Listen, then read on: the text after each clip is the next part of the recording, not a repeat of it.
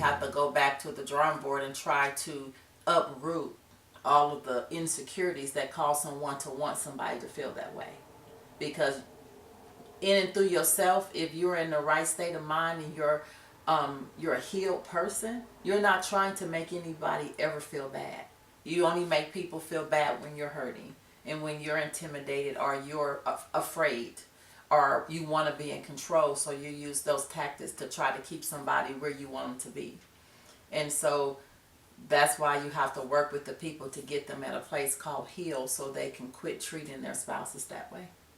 Then for the spouse that allows the intimidation or takes it as defeat and hurt and sadness, there's probably something there too. Absolutely. That allows you to take that like that. Yeah, because I have a friend who experienced it for 20-something years. But before she got to the place of experiencing on her own, she experienced it her whole childhood watching it happen to a parent. And so she went from one home to the next home and it never ended until she was done. And so it just goes from one place to the next place. Once again, getting all of those old scars healed. So when you go into a relationship, you don't say, this is what I watched my parent do, so maybe it's the best thing to do is to be quiet and just go through the process because that's what my mama did. And that's not the right thing to do. But we got a lot of broken marriages and a lot of broken people. Absolutely. Next, rapid blinking denotes someone is feeling uncomfortable or upset. Squinted eyes can communicate sympathy, but more often send a message of skepticism. Eye rolling is a sarcastic dismissal, avoided at all costs. Yeah, there's really nothing ever good about rolling your eyes in communication as a marriage. Now, that's something you see kids do. And if you're doing that as a husband and wife team, if either one of you are doing that, wow, man, shame on you. That's you need help Big with that. Time. That's another whole level of counseling. Yes, absolutely. Yeah. So that's the eyes. Next, we want to move to the mouth. Besides the obvious frown and smile, the mouth can reveal quite a bit. Okay, so we know smile says I'm happy, I'm excited, I like what you're saying, and a frown means I'm sad, I'm unhappy, not liking what you're saying. So if those are the obvious ones, everyone knows that. Now, how about some of the less obvious? Pursed lips, for example. How do you do that? They tell that you either don't approve or trust what is being said. Like this. Okay. You see that? You see that? See that media? That means I don't believe what you're saying. I don't trust what you're saying. I'm not having it. So that's not going to work in with the mouth language. Next, biting the lips shows a person that is anxious or worried. How would you do that? Biting the lips showing that you're anxious or worried. Like this? I don't know. See, I have to do these. For those that are listening on air, I'm doing these faces so that you will be able to see them on social media when we run this on our YouTube page. But see, one day there may be someone see this and wants to star me in a movie because they see the acting skills of Dr. J. You never know. They see the facial expressions. They might say, man, this guy's pretty talented. How about hands covering the mouth? Is someone that is hiding an emotional reaction. It may reveal some insecurity or lack of confidence. Or it could relay excitement that you don't really want to say too loud. So that can really go either way with the hands over the mouth. Okay? Now, how about hands? How about hands? The hands can disarm and draw in, or they can push away and make defensive. Keeping your hands open is inviting. It says that you are open-minded and ready to hear what he or she has to say. So Obviously, that means closing the hands. Another issue. And there's an issue. That's balling making a fist. That's not going to be good. But this is especially true when your palm faces up.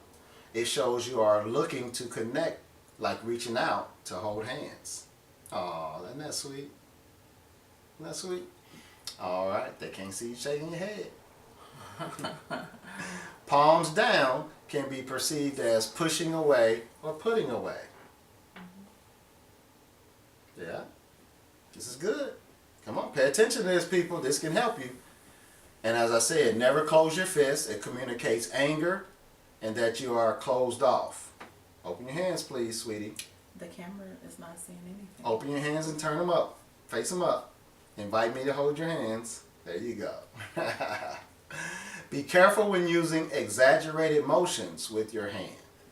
Sometimes it shows excitement, which can be good in certain situations, but in an argument, it escalates the tension. Would you agree? Mm-hmm. All right.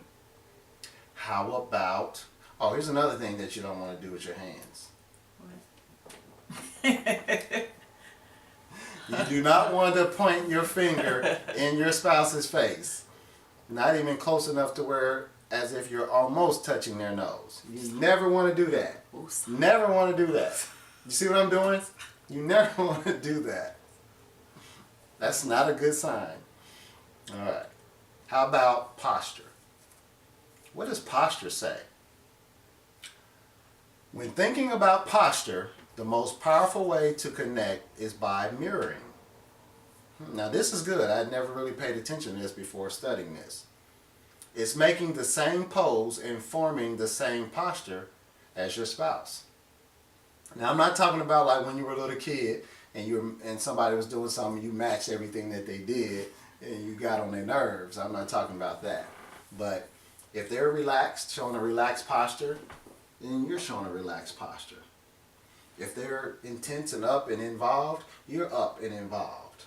You know, if they're showing excitement with their face, then you're showing excitement with your face. Okay? If they ball their fist, then you don't ball your fist. You open your hands and say, hey, unball your fist. But, you know, posture mimicking is called mimicking them. Many times we do it naturally without even thinking about it. Mirroring powerfully communicates a desire to connect and be on the same page. So, now that I've said that to you, you watch and see how often you're doing that, or your spouse is doing that, or another couple. Watch and see how often they are mirroring or mimicking each other's posture in communication. When you see him or her strike the same pose, it means you are on the right track. On your part, keep this in mind and consciously do it when you two are having trouble connecting. In a disagreement, stay away from slouching, crossing your arms and legs, and putting your hands on your hips. Stay away from all that. All that shows frustration. If you're slouching, it shows a lack of confidence or that you have checked out. Crossing arms and legs may say that you're defensive and closed off. Hands on the hips means you're aggressively challenging him or her. Okay, so you want to stay away from that. Now, there are times when I might, you know, cross my arms, not completely, but, you know, maybe cross one arm and put the other arm on my chin, you know, and that kind of displays that I'm paying attention. I'm really trying to hear you. I'm really getting engaged. I'm really trying to understand what it is you're saying. Maybe you're dropping some signs. You're dropping some knowledge on me, and I'm really trying to get it. You know, it may speak that, but folding both arms, that just displays a closed off sign, and you want to try to stay away from that. So, right, in what we've talked about concerning the body and how loudly the body speaks, vocal tones, posture, hands, mouth, eyes, all the things we talked about, the keys to understanding body language in marriage. What would you say? What sticks out to you the most as far as, you know? And I know we kind of like to think out from the bad side of marriage because we really want to help those marriages that are in trouble. What stands out to you on that? Well, one of the things that stands out is